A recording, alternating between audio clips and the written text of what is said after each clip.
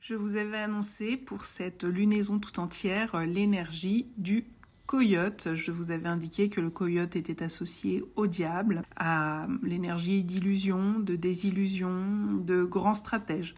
On a vu qu'à l'échelle nationale, en France, au niveau politique, eh bien, c'est tout à fait ce qui se passe avec grand bruit et grand chaos. Maintenant, allons vers les énergies de cette pleine lune. C'est une pleine lune tout à fait particulière, puisqu'elle se trouve dans les énergies du solstice d'été, qui a lieu cette année le 20 juin, très tardivement, à 22h50, et la Saint-Jean, qui aura lieu cette année le 23. Eh bien, notre pleine lune se situe pile au milieu, sur un maître nombre, le 22, qui peut décupler et renforcer non seulement cette énergie du coyote, mais également les deux énergies supplémentaires qui viennent dialoguer avec elle. Alors ici, il est question d'une opportunité flamboyante qui pourrait se présenter, une opportunité qui pourrait permettre de réels gains financiers, de grands succès. Toutefois, attention, vous voyez ici qu'il y a un rapace aveugle. Donc il pourrait s'agir d'une réussite aveugle finalement, d'une réussite qui pourrait être malsaine ou un succès qui finalement pourrait avoir son revers de médaille. Attention donc à ce qui se présente. Ça pourrait être aussi un succès soudain, flamboyant, mais qui ne dure pas dans le temps, qui n'est pas pérenne. Et c'est un peu le soufflet qui retombe. Des gains d'argent tout à fait momentanés par exemple, et puis ensuite les caisses deviennent tout aussi rapidement vides qu'elles se sont remplies. Et comme vous le voyez, pour ce solstice et cette période de pleine lune, eh bien, on retrouve le coyote sous la forme du renard ici dans cet autre jeu de cartes, car si dans l'énergie majeure et principale de toute la lunaison, on est sur les cartes médecine, pour ce temps de solstice et de pleine lune, je suis allée chercher le tarot des chats païens. Donc vous voyez, on retrouve parfaitement l'énergie, le personnage du renard et du coyote qui est par là. Et puis le rapace qui n'est pas bien loin.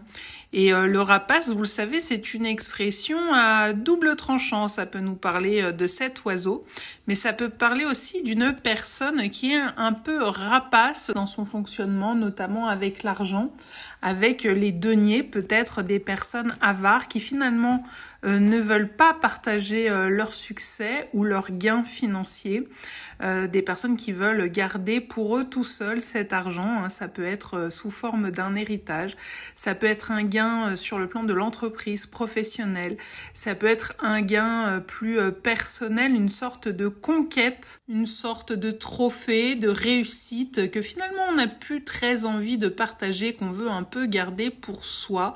On est toujours alors dans l'énergie du coyote. Le renard, on dit que c'est un personnage rusé, on l'utilise en tout cas souvent comme ça dans les livres d'histoire pour enfants. Ici, il sert un peu de monture à son cavalier qui est un chat et par-dessus le soleil. Donc on est vraiment bien, vous le voyez, on a les rayons du soleil et ici presque on pourrait penser donc on a quelque chose quand même de très vif, de très flamboyant, quelque chose qui pourrait nous mettre un peu de la poudre aux yeux ou presque, le renard comme le coyote, maître de l'illusion, nous faire croire quelque chose d'extraordinaire, mais attention à la retombée en fin de lunaison. Et donc forcément sur le plan national et politique, ça pourrait nous mettre la puce à l'oreille quant au danger qui pourrait y avoir à ces élections législatives. Au départ, ça peut paraître une bonne idée de ceci ou de cela, tout simplement la dissolution. Et puis, finalement, ça pourrait être un peu casse-gueule, si je le dis de manière un peu familière. Donc, prenons garde. Derrière toute réussite flamboyante, derrière toute rentrée d'argent qui pourrait être quand même assez importante, quand même assez notable, qui pourrait donner envie de fêter, célébrer un succès, eh bien, il pourrait y avoir ensuite quelque chose qui pourrait nous donner le goût de la désillusion, peut-être derrière une réussite électorale, eh bien, quelque chose de plus sombre, plus noir. Je rappelle, le coyote est associé comme médecine au diable.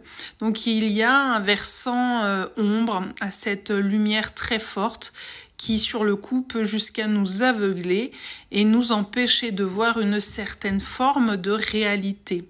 C'est ici le plus grand risque, le plus grand écueil de cette lunaison.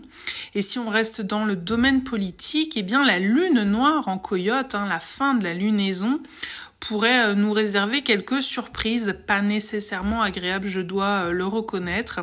Le coup d'éclat le plus probable sur les plans les plus astrologiques par rapport aux conjonctions actuelles des planètes, par rapport à notre Mars, là où il se trouve actuellement, eh bien, le risque, ce serait que de la dissolution, on s'en aille carrément vers la fin de la 5e République. Dans les prédictions les plus costauds, on pourrait dire ça comme ça pourrait être la fin, effectivement, d'une 5e République qui s'annonce.